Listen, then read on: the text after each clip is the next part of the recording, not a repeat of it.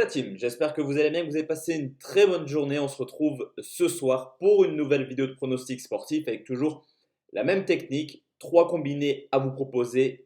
Dès qu'un des trois combinés passe, on stoppe la série. Ça permet d'avoir un ratio assez faible entre guillemets pour quand même générer du bénéfice. Une technique qui marche quasiment tout le temps car à l'heure où je vous parle sur ce samedi, sur les deux premiers combinés, les deux ne sont pas passés et on espère réellement que le troisième passe pour faire du bénéfice. Et c'est également un petit peu pour rebondir sur certains commentaires sur ce samedi et le dimanche. Le but, c'est pas d'avoir tout bon, mais d'avoir seulement un bon pronostic. Donc en gros, si vous voulez suivre un petit peu ma technique, il faut le faire du début à la fin. Et comme vous pouvez le voir sur la banquerolle qui est sur mon Instagram, on est quand même pas mal en positif dernièrement. Justement, hier, j'étais parti sur trois pronostics simples. On en fait passer deux, plutôt un bon petit ratio. Le pari perdant Monaco-Montpellier, plus de 2,5 buts, ça passe pas. Cependant, on valide quand même Valence au nul à domicile contre l'Atlético Madrid. Également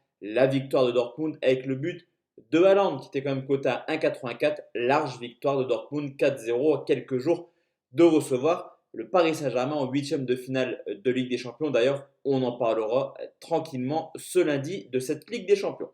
Pour demain, la team, je vous l'ai dit, on part sur trois combinés. On commence tout de suite en France où l'Olympique Lyonnais reçoit Strasbourg, le 9e contre le 7e. Un match entre guillemets de milieu de classement. Une équipe de Lyon qui clairement nous habitue à mieux les années précédentes. Seulement 14 buts marqués à domicile, 15e attaque, mais la meilleure défense avec seulement 6 buts encaissés. Lyon est tout simplement la 19e équipe la plus prolifique. Donc en gros, on ne marque jamais à Lyon 1,8 buts quand Lyon reçoit. De son côté, Strasbourg a quasiment les mêmes statistiques. Une équipe qui a quand même gagné 4 fois en 12 déplacements, mais qui possède également la 16e attaque à l'extérieur. Et là aussi, une équipe qui encaisse très peu de buts avec la 6e défense. À domicile, Lyon marque très peu. À l'extérieur, Strasbourg tourne en moyenne à 1,9 buts que ce soit marqué ou encaissé. Clairement, on a un match avec deux équipes qui marquent extrêmement peu et qui encaissent également très peu cette année. Au niveau de l'état de forme, on a une équipe de Lyon qui en Ligue 1 subit un petit peu dernièrement.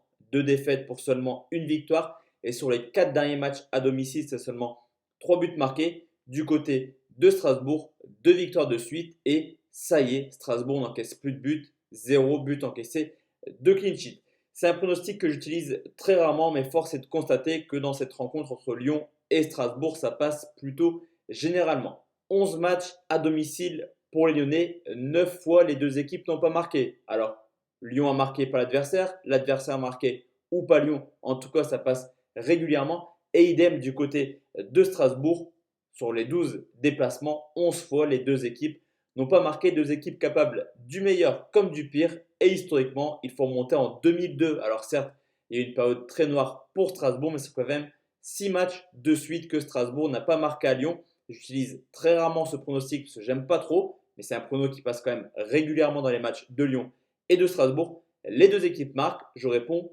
non.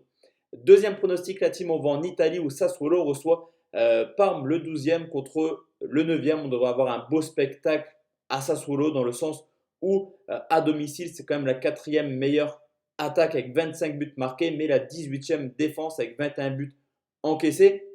Une équipe de Sassuolo qui n'a clairement plus rien à perdre cette année. Et Parme à l'extérieur, c'est un petit peu identique. Tout de même 13 points pris en 11 matchs et déjà 14 buts marqués. Une équipe de Parme qui est capable de marquer n'importe où. Sassuolo reste sur une belle série en 2020. 3 victoires, 1 match nul et 8 buts marqués. Et à domicile, dans ces 11 rencontres, ils ont tout simplement toujours marqué ne serait-ce qu'un but. Une équipe qui attaque énormément. Mais défensivement, un seul clean sheet en 11 matchs, vous l'aurez compris, 10 fois sur 11 et les deux équipes marquent à Sassuolo. De son côté, Parme vient de marquer au moins un but dans les 8 dernières rencontres. Et là aussi, on sent une équipe défensivement un petit peu fébrile. Un seul clean sheet, vous l'aurez compris, au contraire de Lyon-Strasbourg, on aura faire face à deux équipes extrêmement offensives. Et je vais partir tout simplement sur les deux équipes marques, c'est quand même coté à 1,58 et ça fait un premier combiné à 2,80. Deuxième combiné, la team, on reste en Italie où Cagliari reçoit le Napoli, le 8e qui reçoit le 11e, une équipe de Cagliari qui a un bilan plutôt honorable à domicile, 5 victoires, 2 nuls pour seulement 4 défaites. Mais Naples a la particularité d'être plus à l'aise à l'extérieur qu'à domicile avec déjà 4 victoires, 4 nuls pour seulement 3 défaites. Naples possède également la troisième meilleure attaque à l'extérieur. L'état de forme de Cagliari est plutôt préoccupant. En ce moment, il reste tout simplement sur 9 matchs de suite sans victoire en Serie A et 18 buts encaissés. Au contraire de Naples qui se refait une petite cerise en ce début de saison 2020. 2 victoires, 2 nuls pour seulement une défaite sur les 5 derniers matchs à l'extérieur et qui reste également sur une très belle victoire en milieu de semaine à l'Inter en coupe sur le score de 1-0. Historiquement, on peut également remarquer que Naples a certaines facilités à Cagliari. Il reste tout simplement sur 4 victoires de suite, 2 fois 5-0, 1 fois 3-0. Naples s'impose en plus assez facilement. Je pense que Naples est capable de confirmer son renouveau. Victoire du Napoli, c'est coté 1,92. Je combine cette rencontre avec un match en Angleterre où Arsenal reçoit Newcastle, le 11e contre le 12e des Gunners qui à domicile nous ont clairement habitués à mieux les années précédentes. Seulement 17 points en 12 matchs, une des plus mauvaises 10 dernières saisons à domicile. Mais ils ont la chance de recevoir une équipe de Newcastle qui également a quand même pas mal de difficultés hors de leur base. Déjà 7 défaites en 12 matchs, 19e défense. L'arrivée d'Arteta a plutôt fait du bien aux Gunners. Certes, ils gagnent très peu en ce moment, mais en tout cas, ils restent sur 5 matchs sans défaite. Et même si Newcastle est également plutôt en forme en ce moment avec une seule défaite sur les 9 dernières rencontres en 2020, que ce soit en championnat ou en coupe, l'historique parle également pour Arsenal qui reste tout simplement sur 7 victoires de suite à domicile contre Newcastle. De plus, Newcastle contre les gros, généralement, cette année, c'est une défaite. Il y a eu une victoire à Tottenham, mais sinon, c'est une lourde défaite à Manchester United, à Leicester, à Chelsea et à Liverpool. Toutes les semaines, je me promets de ne pas me pronostiquer sur Arsenal, mais en tout cas, là, je sens qu'ils sont capables de s'imposer. Victoire d'Arsenal, c'est coté à 1,40 et ça fait un deuxième combiné à 2,69. Enfin, la team, dernier combiné, on retourne en Italie. La Lazio qui reçoit l'Inter, un match très intéressant entre le troisième et le premier avec la Juve, ces deux équipes qui se tiennent en 2 petits points. Tout semble extrêmement serré en Italie.